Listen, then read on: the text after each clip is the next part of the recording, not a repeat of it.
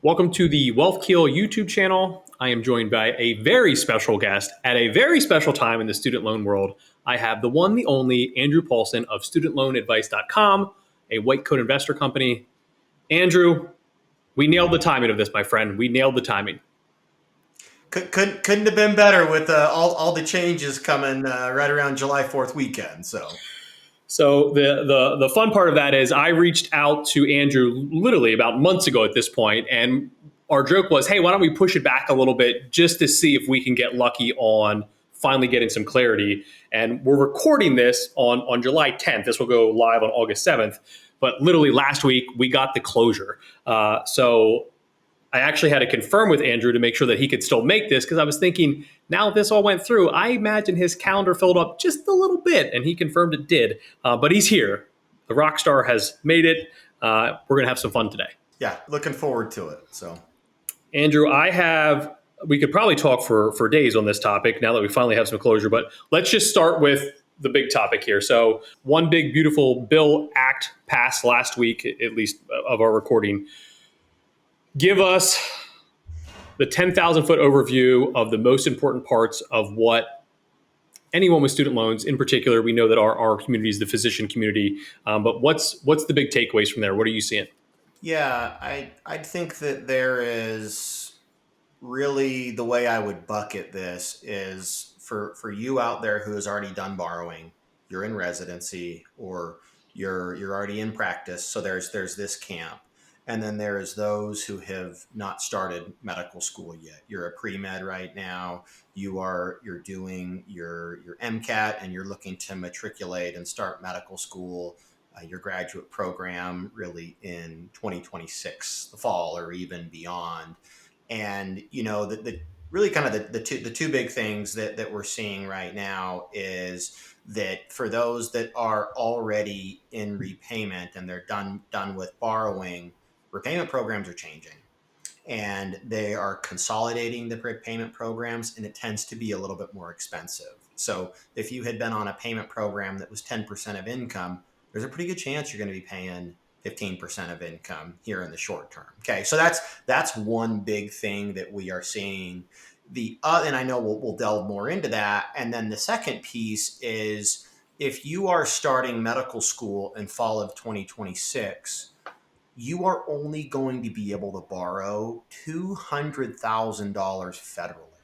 And what that means is they are capping the amount that you can borrow at a federal level, which is going to mean a lot of people out there are going to need to get private student loans.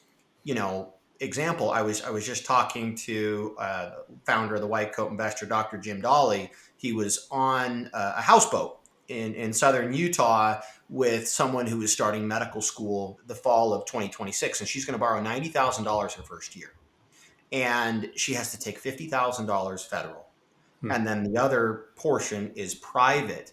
And what had happened previously was you could borrow up to the cost of attendance. Okay, so that meant if it was $100,000 for your school, your books, your housing, all that, you could get that in federal student loans, and that was very, very helpful for students. Now, for schools, they kept jacking their prices up, right? They have this incentive that if you're going to throw us a bone and we can keep increasing tuition, they have continued to do that. But the ramifications of that is going to impact everybody who is borrowing loans in the future, that are going to need more private loans. And I don't know that it's going to initially force these schools to lower their costs, because that's what a lot of people thought is, hey, it's just going to lower the cost. But are people going to stop going to medical school? I don't think so, right? But are those from backgrounds that don't come with money, that are maybe first gen, maybe they're not going to want to go and borrow $300,000 privately to go to medical school at 11%, right? So this may start, forcing people to really reconsider their decision, or really think about the ROI that they're going to get with their degree. Okay, so those are the big things that I see. They're also introducing a new payment program, the Repayment Assistance Plan, that we'll cover more. But bottom line, the belt is getting tightened up on loan programs under this current administration. In your expertise, let's just say that there ends up being more physicians, future physicians than we thought, that end up saying, no, I'm not going to do medical school. Um, there's already shortages in certain specialties. From your research, do you see that as a concern, or do you think, if anything, we're hoping the opposite occurs where we keep the same flow, but because of those caps, the actual cost starts to pull back a little bit? Yeah, I mean, I'm not a physician, but my brother's a physician, and I've worked with about 3,000 physicians to help tackle their loans. And so I've really tried to delve deep into what are the money matters that they struggle with, as you do as well, Chad. But I, I mean, I think that there it could further divide the haves and the have-nots, right? And I know that's a hard pill to swallow for a lot of people, but it tends to be there's a pretty good chunk of people that are going to medical school these days that will not have any loans because they come from means, or maybe they had worked beforehand. It's pretty unlikely though that they've got 300 grand sitting around before they go into medical school. But I don't know that it's going to help with the shortage that we have, particularly in primary care. I think about a primary care doctor who is going to be making $200,000 a year, and they borrowed $450,000 for medical school, and they're going to be in dire financial straits for a fair amount of time. Hey, if there's no public service loan forgiveness on a big chunk, or no income driven plan on a big chunk of that, it's going to be harder. And I think that we'll all adapt, and there will still be people going into medicine that want to help others and are very service oriented. But I think it's going to maybe initially some of these schools might shut down. I don't know. Like, I know there has been this proliferation of programs for MD and DO schools and Caribbean medical schools, right, to help kind of fill the void. But will we start to see, some of these schools that are charging $120,000 per year? Will their enrollment go down? I don't know. Hmm. I mean, maybe it would, and if it did, I would think that there would be some of those schools would need to close down. But I think in the short term, people that are starting to borrow soon are going to really face the most uphill battle on this. Here initially, and I don't know that solves the shortage in medicine and in primary care. So then maybe when you're going to see your doc, it's going to take longer. It's not going to be a month and a half. It's going to be 3 months. So I don't know if this is a Band-Aid approach or if it's really going to fix all this. Yeah, I think from our nerdiness in the physician space, both of us, like, it'll be interesting looking back 10 years from today on, like, was there major shifts, or did we just digest it and move on? It'd be kind of interesting to see what that looks like. I was going to save the wrap towards the end, but I think just because we're in this section, we don't have to spend a ton of time on it. Why don't you explain high level what the wrap IDR plan is, some of the things about it. The goal is July 1 of 26, correct?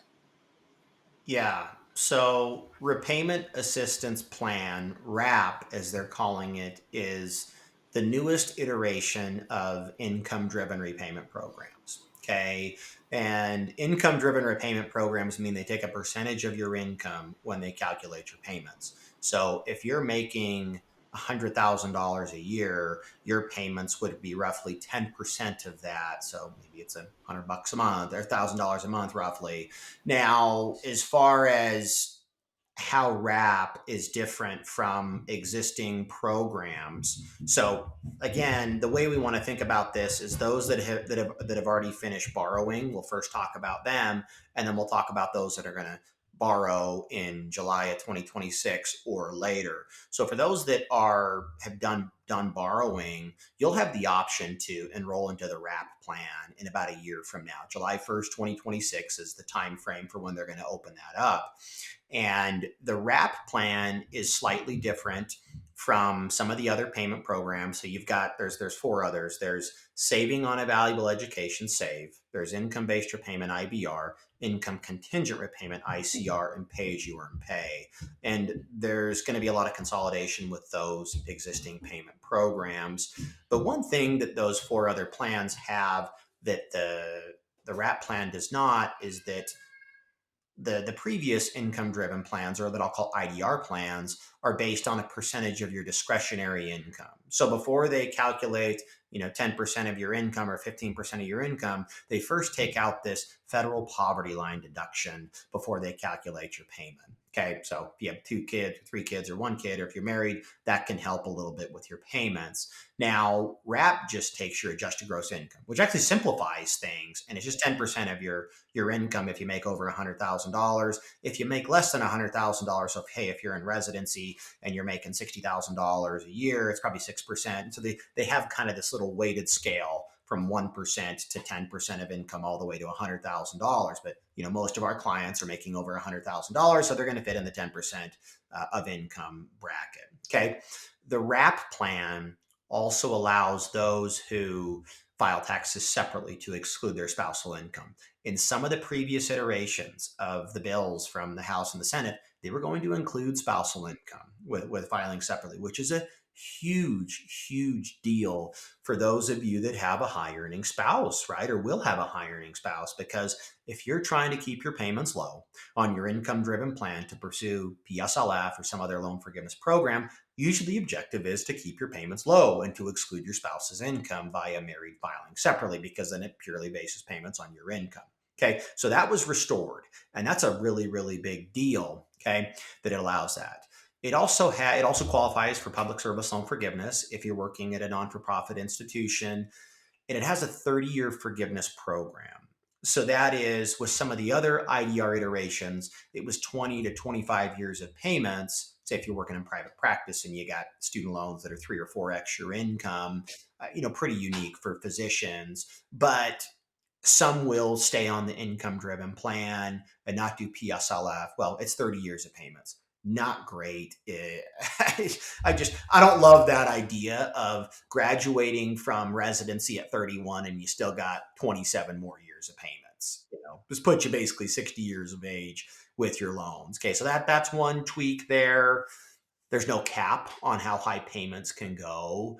And RAP is going to be the only repayment program available, or income driven plan available for those that are starting to borrow on July 1st, 2026 or later, or if you consolidate your loans on that date or later. So for even for med school, hey, if you're in your M4, you're starting it up right here and you're going to match next spring, you want to consolidate your loans before July 1st, 2026.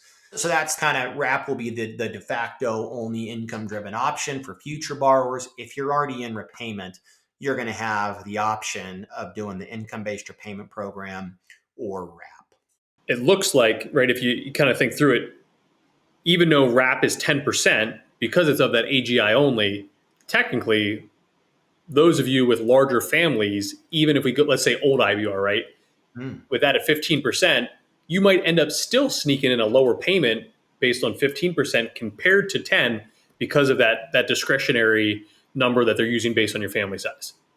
Yeah, Chad, it's a really good point. You do run into that at a certain threshold when, if you have 3 or 4 or 5 kids, right, have a large household size.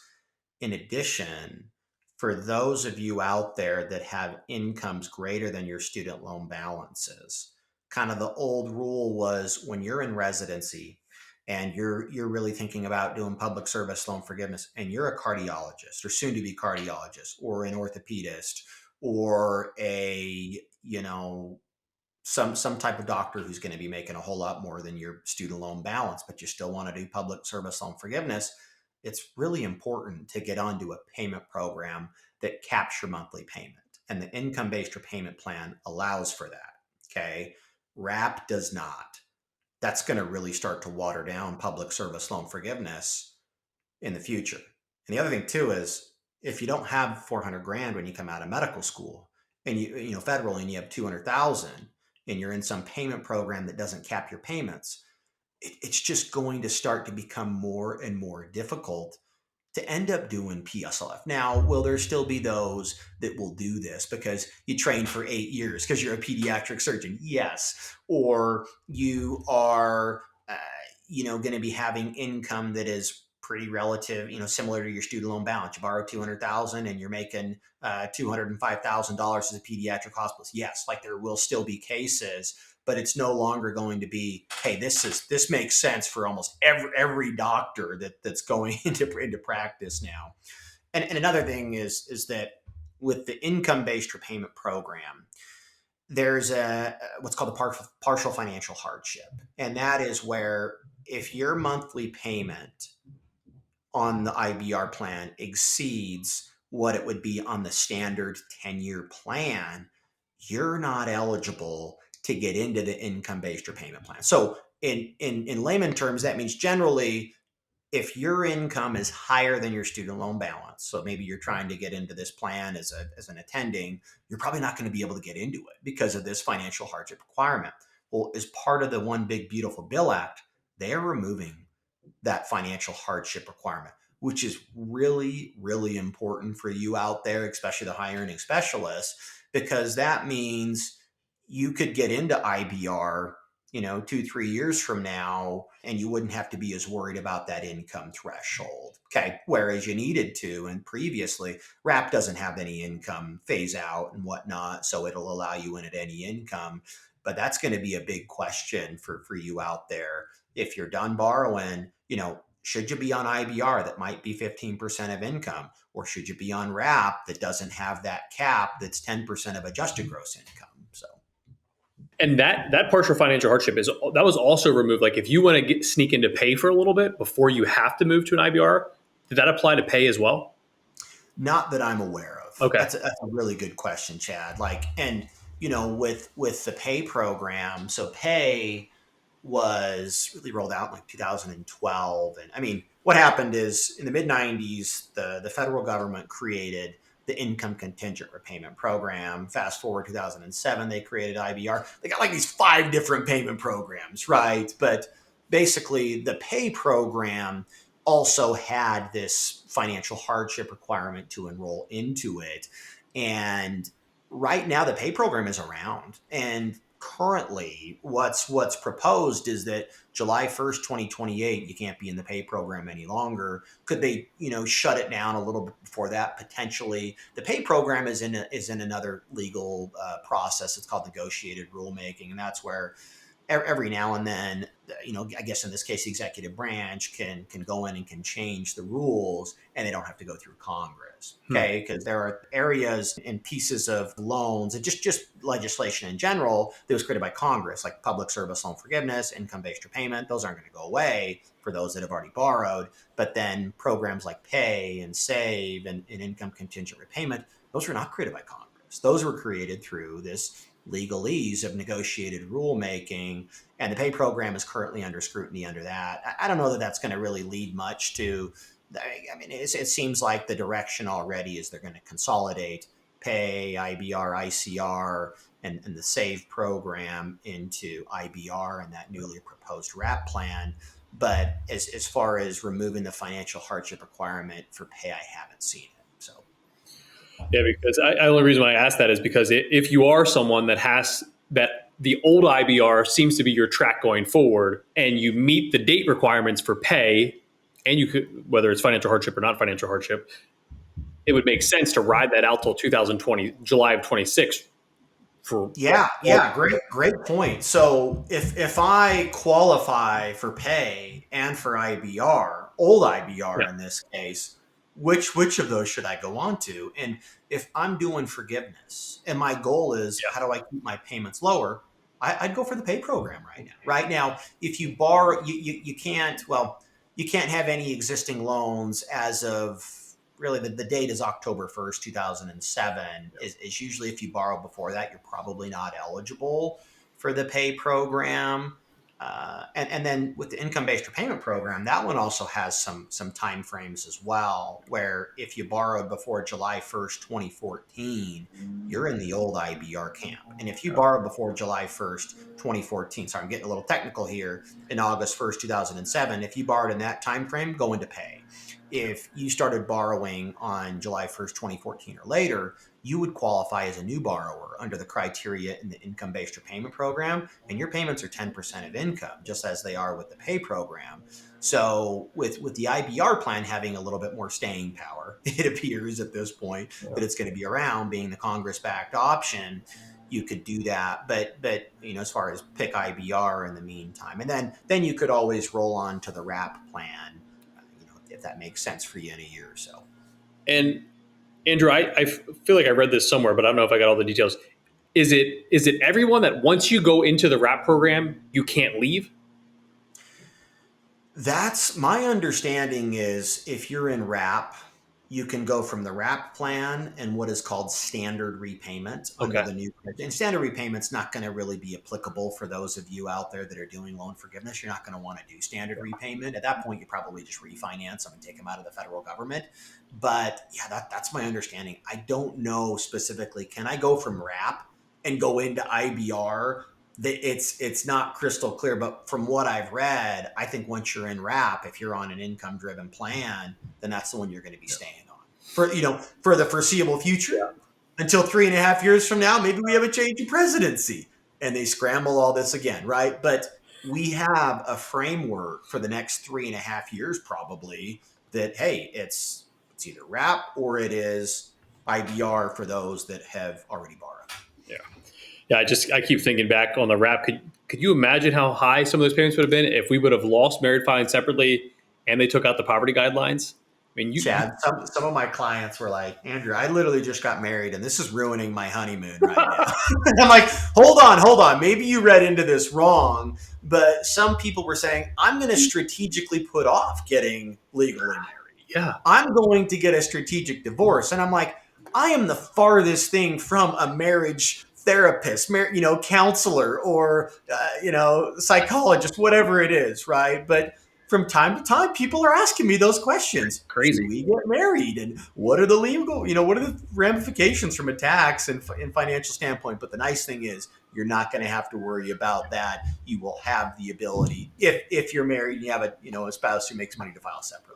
So Yeah, you said it perfect. I always joke when clients say that. I'm like, one, I am not the person to answer this question for you. But two, it's sad that we got to that spot of student loans that you're like, maybe I'll just delay my marriage or I'll do a strategic divorce. Like, when do we think of the word strategic divorce? Like, student loans, tax planning, it's like the Wild West these days. But at least we have some clarity now.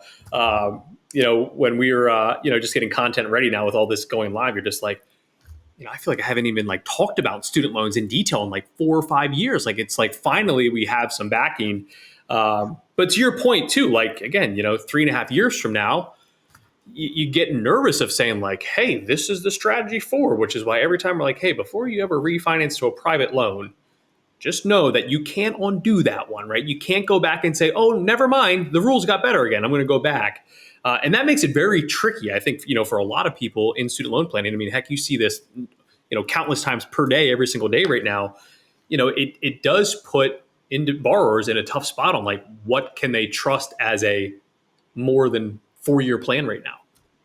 yeah, and the whole that whole process of refinancing or keeping your loans federal, it really gets down to your plan and what are your goals. And sometimes there is this, the math says one thing but the heart's telling us something else, and we have to try to kind of bridge that gap ourselves and with our clients. And you know I can't force somebody to do anything in this case. I can just coach them and kind of walk you by the hand as far as what it means. But I definitely think there's going to be a lot of folks that are going to be looking to refinance now, right? If they're not doing forgiveness we have some clarity that save's going to go away.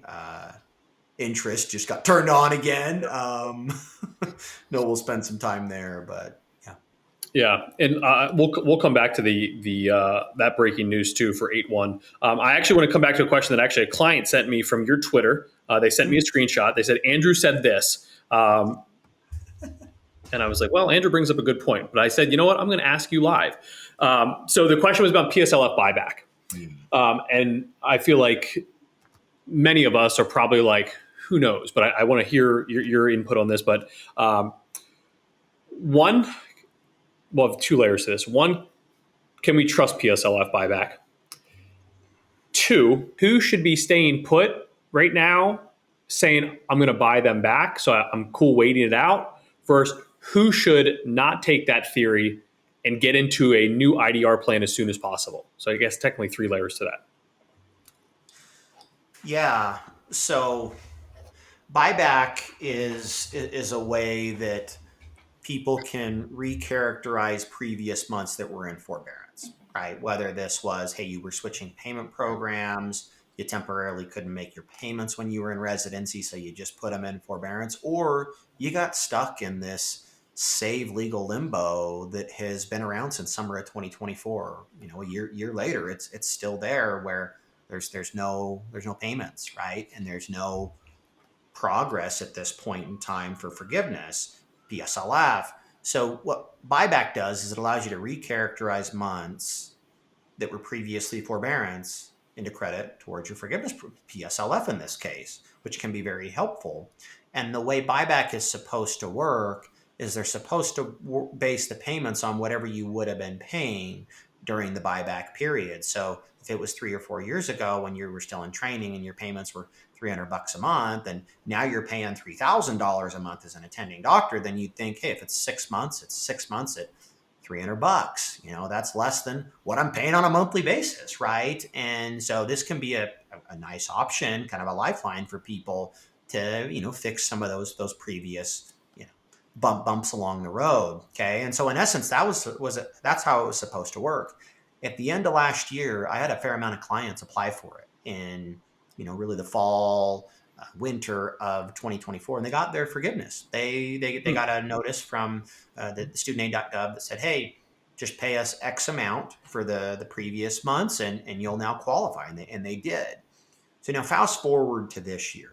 Had a lot of people then that applied at the end of 2024 for buyback. Half of the folks at the Department of Education got laid off, right, in January, February with the change of administration, and now it's July, it's August, and I have a lot of clients that had applied for buyback at the end of last year, and they're still waiting. Yeah. Then further information comes out that there was 50,000 applications that were sitting there waiting to be processed. And in the month of April, there was only 1,500 applications processed. So if I do that math, what is that? About 24 months of a backlog. And so that's really started to make me think, should I be doing buyback? Should I be relying on buyback if the program has been rolled out poorly and people are not getting it? One other thing to factor in as well is, even when I have seen people apply for buyback for time that was years and years ago, they're not even calculating the payments correctly. That they should have been paying $200 or $300 a month. They're just saying, hey, we're just going to base the payments on what you're currently paying now as an attending doctor. So not only is it taking a really, really long time, then stuff's getting miscalculated.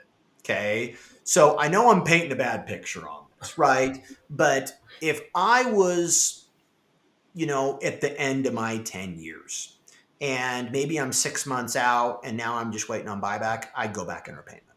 I would not wait on buyback to go through. What I would do is because with buyback, you apply when you're at your 10 years of public service employment. It's not right now if you just finished your residency program to fix the last year or year and a half, right? It's when you're at your 10 years. So for a lot of you, that could be 5 years from now. Who knows what the legislation is going to look like, right? This buyback program was not backed by Congress, okay? So what I am telling everybody right now is, if you're doing PSLF, if you want to do buyback, great, right? Let's hope for the best, plan for the worst in this case. That when you get to your 10 years, apply for buyback, but I would stay in repayment, to not further prolong my clock. Now, does that mean that I'm probably going to end up paying a little bit more than if I had just waited and waited and waited, and there was a period of time during COVID as well, right? For 3.5 years, a lot of people didn't have to pay. And we got credit for those months as if we'd been in repayment. There was no interest, right? I think the tides have turned, right? We're moving back into repayment. The belt is tightening up with these loan programs. So my thought is, hey, you can apply for buyback. Don't rely on it. Yeah, I like that. That was kind of my note to the client as well. And hey, we can keep waiting. Well, it's interesting to hear your comment on the payments being miscalculated, though, because Yeah. part of the leverage was like, hey, but if we get payments that were pre-COVID and $300 a month versus $3,000 a month, like this is a slam dunk. But now if the number is like, we think it's $2,500 a month, here you go, that kind of takes away some of the appeal. And I assume that your clients that are getting that, you're like, well, we're not going to challenge this number, like, because we know it's going to take us another 5 months to hear back. So let's just pay the damn thing and move on. Is probably ends up being the theory, and Exactly. It's like the federal government's going to get their money either way, right? It sounds like they're either going to get it in a lump sum, or I'm just going to have to stay another 10 more months in public service. And so if you are in the boat where you're getting out of public service as soon as you get PSLF, and I work with a lot of docs as well, they're like, as soon as I get my 120 months and I get my loans forgiven, I have something worked out on the horizon on the backside. That's cool, right? But I would make sure to stay the course until you hit your milestone, and not apply for buyback and apply for PSLF at that point, and then leave public service altogether, or to drop your hours below 30 hours per week. So, all right, perfect. That was that's a question that we do get quite a bit too. But because our client, shout out to Matt who sent us over that one, I was like, you know what, perfect time. I'm going to send over to Andrew while we're together. So that was one I wanted to get through. Next one, because this one comes up all the time too, is public service loan forgiveness safe? Who's it safe for? Who should be shaken a little bit? yeah, I think everybody that I meet with asks that question first, right? Hey, is this just going to go away, right? Like, how are they going to pull the rug out from under me? And it's good. We should be thinking about all these questions, because a lot of you are making six-figure decisions that underpin PSLF. So I've had about 500 clients that I've worked with firsthand receive PSLF. Once a week, I get a note from a client, Andrew. We were a couple of years ago together, and I just got my loans forgiven. Great, right? And I'm still seeing that the case this year as well. And applications are getting processed pretty quickly for PSLF. That side is working out, I think, because there's a lot of automations that have been done. Income certification, buyback, we know those have been lagging. Okay. So I'm still very positive for public service loan forgiveness for everybody that is done borrowing. Yeah. Right? Because whether you owe $50,000 or you owe $725,000, like my record from another client the other day, you can get it forgiven tax-free through PSLF. Okay. And I think that will definitely stay the course currently as we, and the big beautiful bill, it didn't say anything about getting rid of PSLF or trying to do away with it. And so that's my thought for those of you out there that are currently pursuing it. Are you going to pay a little bit more on a monthly basis than you were previously, maybe under the previous administration? Probably, right? And so rather than paying $125,000 over 10 years, you might be paying $175,000, right? It's not enough to take somebody off course, right? And to really move the needle enough to kick you out of eligibility, but I'd still think you're going to be eligible for PSLF. Now, for those that are starting med school in the fall of 2026 and beyond, it's going to be tougher, right? Because you're going to have 200,000 federal loans, and you're going to have $250,000 privately, perhaps, okay, or 200 grand private. And now, rather than being able to pay pennies on the dollar for that 400,000, you're going to have to pay off the 250 of private, and you're still going to have to pay on the federal loans. You're going to have these two separate payments, right? And there will still be a way for you to, pursue, maybe you do PSLF on the federal portion, and you refinance the private loans, because you probably get a better interest rate to refinance as a resident or as an attending doctor. But it's going to get harder. Let's say you're an emergency medicine doc, trained for 3 years, and you have 200K of federal student loans, and you're making $350,000, right?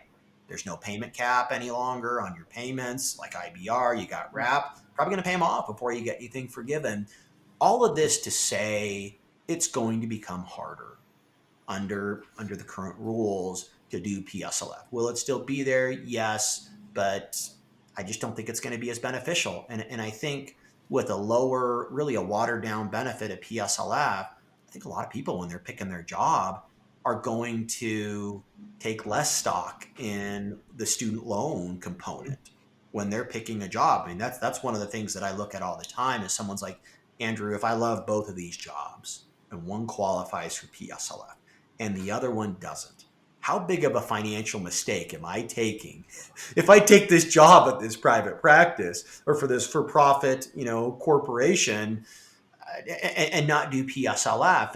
And it's going to be intriguing to take those roles that perhaps don't qualify, that may further exacerbate, the conversation we were having earlier with the shortage in primary care, and maybe the shortage in working in some of the more underserved areas. So. Yeah. As we're talking there, I'm just thinking in my head, like, I wonder if we'll see a little bit of a spike in physicians for like the VA, where you can have your federal portion still on track for PSLF, but then you might get a little bit of extra bang for your buck on the EDRP on the private loans. Another I've thought too is, will more people go into the military? Yeah, I thought that. Right, because now the whole thing is with the military was that, hey, they can, if they pay for your medical school for 4 years, well, then you need to give them 4 years of service on the back end at least, right? Whether you're in the military medical school or they're just paying for you while you go, and then you do a military residency. Maybe later on you become a civilian doctor. Yeah. But now, if you're borrowing something that it has to be paid off, there's no option of IDR, there's no option of PSLF. Maybe taking the $400,000 and having the military pay for it is going to become a lot more intriguing for people out there. So, shout out to Dr. Dolly on that one. Based on when this goes live, this is perfect. A week ago, assuming that this goes live on 8/1 or 8/7, on 8/1, interest started to accrue on those of you with the Save IDR. What do we need to know about that, Andrew? What is your playbook right now? I guess we'll probably look at it in two routes, right? Let's say for those that were going for forgiveness and those that are not going for forgiveness. Again, it's 8/7 when this goes live. What's your playbook here for those two parties? Yeah, I just saw that yesterday. Yeah, it's pretty wild, and I don't know. I'm sure it's going to be met with legal opposition, because what's happened is Save has been enjoined in these courts. So basically, it's under this court rule, and I mean the courts. What it's indicating is that the Save program is no longer going to be around, right? It's not going to survive. We know that there's at least a time frame, but it's not going to be around for 3 years from now, right? There's a good chance it's probably going to go away in a year, I think, is what a lot of people are saying these days. So if you're not doing forgiveness and you were sitting in Save because, hey, your payments may have still been zero or like $200 a month as a resident, and then now you've gotten your higher income and you still have 0% interest, I said, hey, ride this out as long as you can, right? Like this is probably the only other government benefit you're going to get for a long, long time, right? And for those people, I'd be looking to refinance, right? If your interest rates are turning on at 7%, I should a client get 3.9% to refinance to a 5-year loan, right? So then it's just a math equation. Why would you keep these in a federal program when you can refinance it to a lower interest rate and pay less on your loan? If you're not doing forgiveness, that's the move. And it looks like rates might get lowered a little bit later this year. Time will tell there. We're no economists, right? People always ask me where are rates going. I don't know, but Federal Reserve says they're probably going to lower them at some point. Okay. Yep. So that's probably going to expedite the refinancing thing. For those of you that are doing PSLF, okay, and I know this is a tricky one, because you're thinking, well, I want to ride out the forbearance because, maybe I can get buyback, or maybe they'll just reinstate my payment at whatever it was previously. Uh, I mean, I have some clients, they haven't certified in 6 years, Yep. and they're now making $600,000 as a cardiologist when they were making 50 when they last certified their income, right? So you're going to need to move payment programs, and I would think if you're doing PSLF, why postpone this further? As soon as you apply for IBR pay, they're going to put you into processing forbearance, and that starts your clock again, and then you'll pick up from where you left off. So my thought is that with now Save kind of having some finality of the real benefits, it's not helping you, right? You're not progressing, and now it's just the interest is going to be growing. I think if you're on track to PSLF, I'd switch payment programs. If you are not doing forgiveness, I'd look to refinance. Well, like I said, we could probably do this for hours. Andrew, I give you guys shout outs quite a bit. We also send quite a few clients your way when, we're a student loan nerd with you. So whenever we're doing comprehensive planning, it's in there. But when we have clients that come to us, or prospective clients, I should say, that only need student loan advice, we're always putting them your way. So just for the audience, what does studentloanadvice.com do? What are you doing when someone reaches out and says, hey, what the heck do I do with my student loans? Just what do you guys do? Yeah, and Chad, great partner. I am White Student Loan Advice is effectively a sister company with White Coat Investor, and by extension, we are, we handle the plans, student loan plans for anybody that needs help, that have been introduced through that platform. So what we do is we do one-time student loan plans where someone who needs help with, maybe they're lost and they have no idea what to do, or they already have a plan and they just want to make sure it's well oiled. You can schedule an appointment with us. We charge about $500 for a one-time consultation, and we go through all your repayment options. Which one should you be on? Should you be refinancing? Should you do PSLF? How to file taxes? How to optimize? Hey, put more money away for your retirement, your 403b, and your 457 or your 401k. And we mesh all that together to help you optimize how do you get out of debt, student loan debt, in a manner that is most optimal. And, the average doctor we work with has about $330,000 of loans.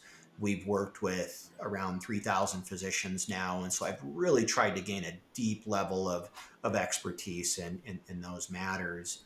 And it's a lot of fun. I love helping people out with this to help them tackle this big problem, this big thing, this monkey on their back that they have early career. And we work with people that are still in school, a lot of residents, and a lot of people that are early in practice.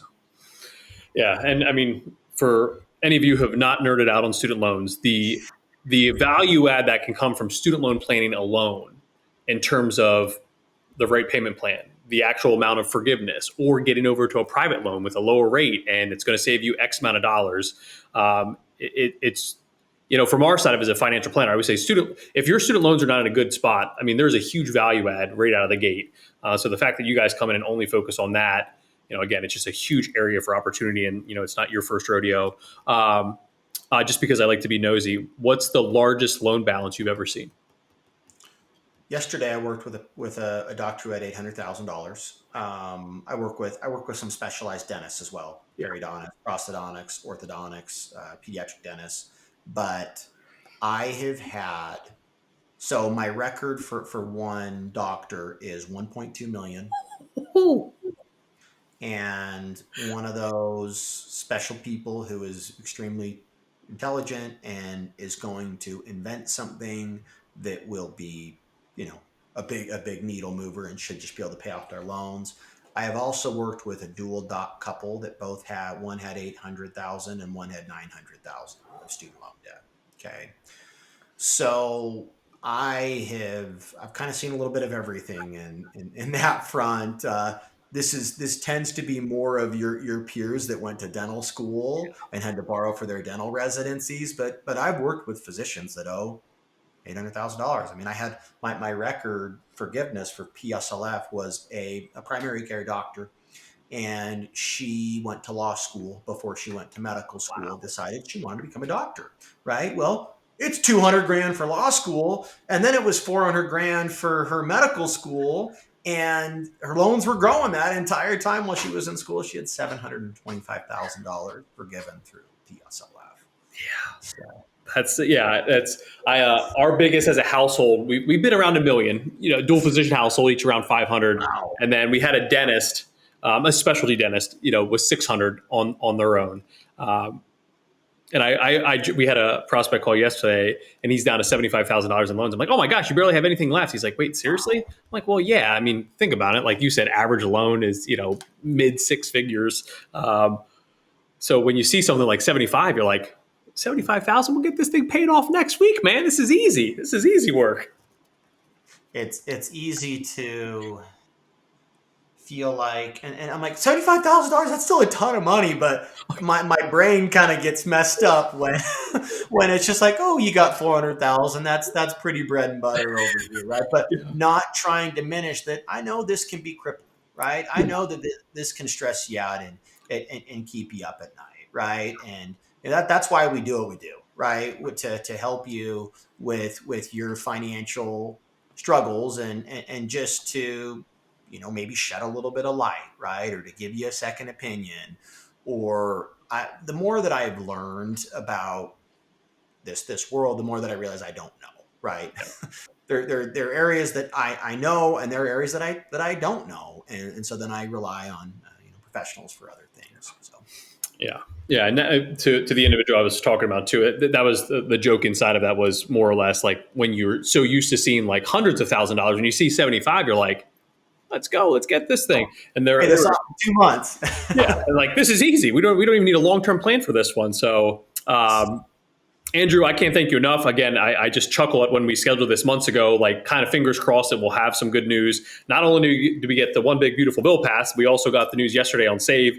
So we could not have teed this up any better, my friend. Again, I can't thank you enough. I'm sure we'll get plenty of feedback on this episode. If anyone sends us a note and is looking for more information on you, we'll have it in our YouTube show notes as well. But Andrew, thanks, man. I really can't thank you enough. Yeah, thanks, Chad. We'll catch you on the next one, man.